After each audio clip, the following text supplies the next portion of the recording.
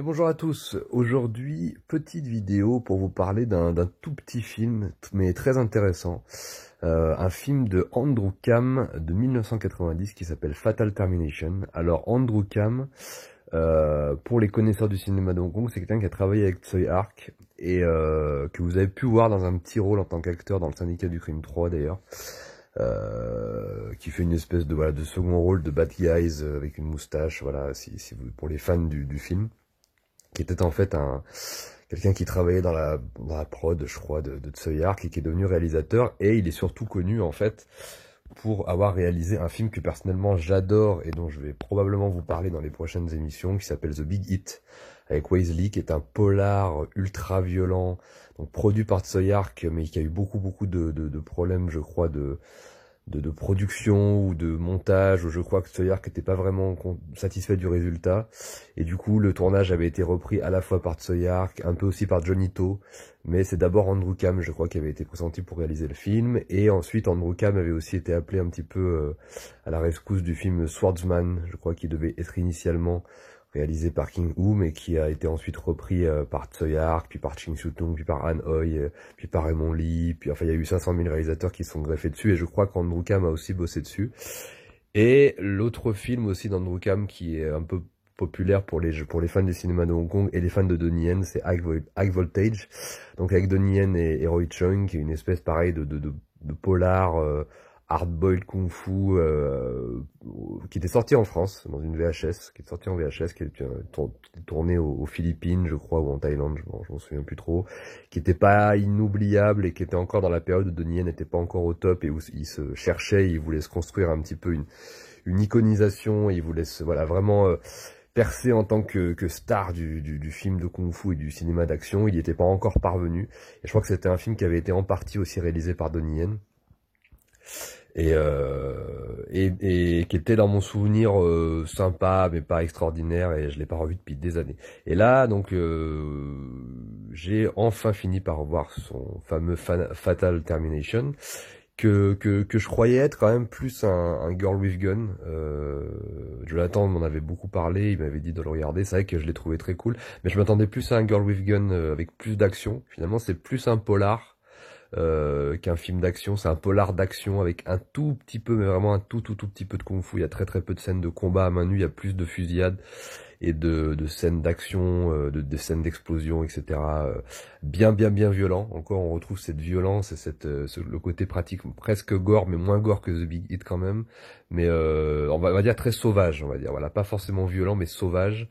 D'ailleurs, je crois que c'était Tsui Hark qui avait rajouté les scènes de violence hardcore et gore dans The Big Hit. Mais enfin bref, là on retrouve quand même le côté très sauvage du personnage, et uniquement et aussi dans la manière dont les acteurs sont traités. On sent qu'ils transpirent, on sent qu'ils font des cascades hyper dangereuses. Il y a notamment cette scène ultra connue chez les fans et qui est absolument à la fois incroyable et ultra malsaine, qui est la scène où Mike Abbott, donc le fameux Gweilo du cinéma de Hong Kong, chope la fille de Moon Lee, voilà, dans le personnage de Moon Lee dans le film, la chope par les cheveux, et la voiture démarre, et c'est vraiment la gamine qui joue le rôle, voilà, qui est littéralement suspendue par les cheveux, accrochée par les cheveux, avec la voiture qui roule à 200 à l'heure.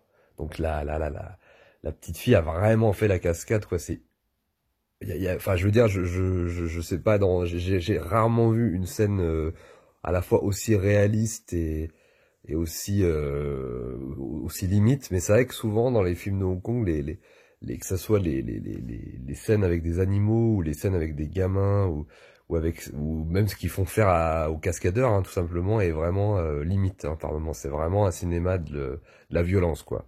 Et là, cette scène est absolument dingue, hein.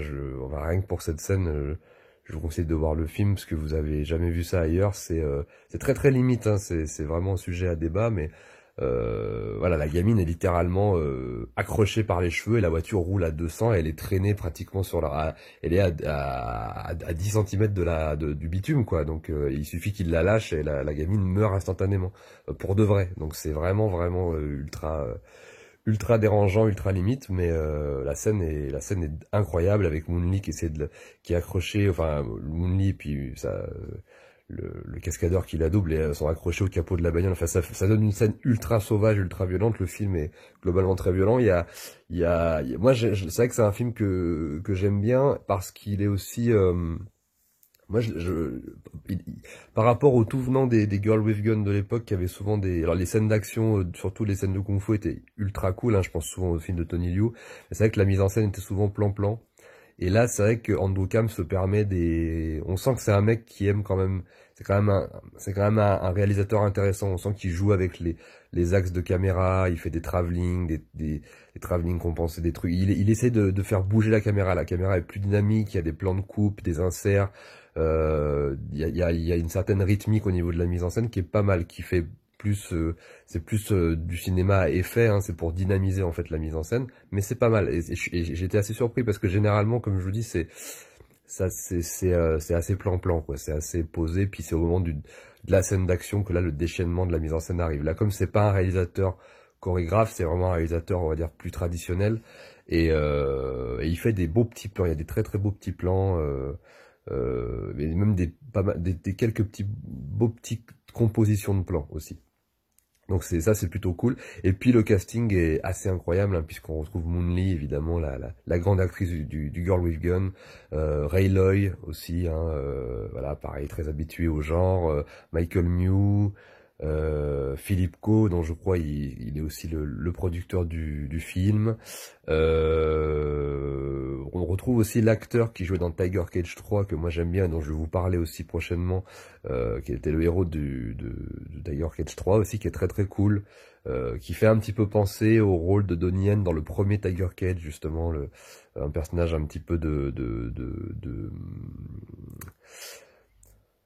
de gamin comme ça, un peu physique et un peu fougueux comme ça, qui malheureusement est pas assez présent à l'écran, mais qui est quand même un acteur que j'aime bien. Je me souviens plus de son nom, si vous l'avez. Et puis évidemment Simon Yam, dans un rôle de flic un peu à la Tequila dans Hard Boiled, même s'il a été fait avant Hard Boiled, le film. Ben voilà, un peu fringué comme Tequila et un peu comme Tequila, voilà, très très cool comme d'habitude Simon Yam, mais pas très présent à l'écran. Je m'attendais à ce qu'il soit plus présent à l'écran, et il vient un petit peu au début du film, un peu au milieu, puis un peu à la fin, dans le feu d'artifice d'action finale. Et puis ce qui est intéressant, je trouve, c'est qu'on retrouve Robin Shou dans le rôle d'un des méchants, et dans un rôle de crevure absolue. Et c'est vrai moi c'est un acteur que j'aime beaucoup, qui avait vraiment du gros potentiel, hein. C'était la star de Mortal Kombat, de Paul Anderson, et c'était un acteur américain, mais qui avait fait une bonne partie de sa carrière à Hong Kong, qui a essayé de retourner aux États-Unis ensuite pour percer. Malheureusement, ça n'a pas marché, mais c'est un acteur que j'aime beaucoup.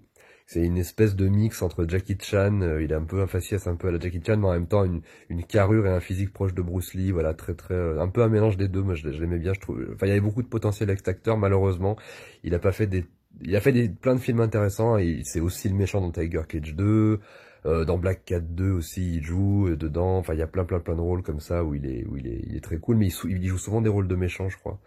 Et moi je l'aime bien. Donc voilà, ça fait plaisir de le retrouver. C'est un acteur que j'aime beaucoup.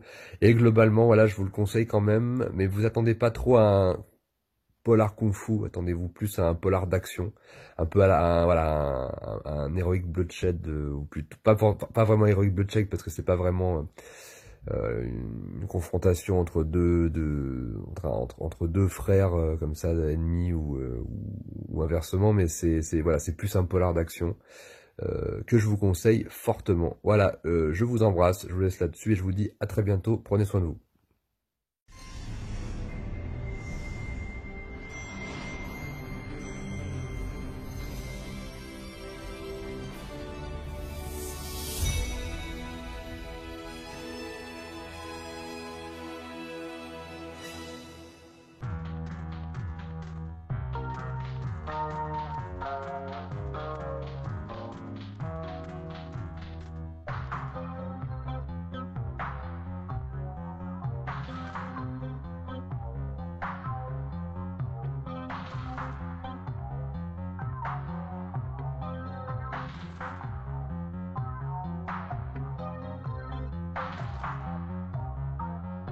民兵中隊長想你截咗呢批貨，然後想辦法將批貨換咗出嚟。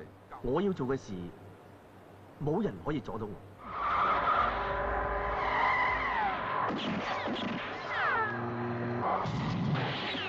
你有冇懷疑係邊個整蠱你啊？又唔多人背脊，又唔多人閒話，連小便宜我都唔會貪啊！批貨6日前寄出嘅，點解會有香港今日嘅報紙啊？信唔信我一槍打爆你個頭啊嗱！啊！你做咩追我啊？你做咩走啊？唔好啊，唔關我事噶，係威 Sir 叫我咁做嘅咋。快走！俾翻個女我！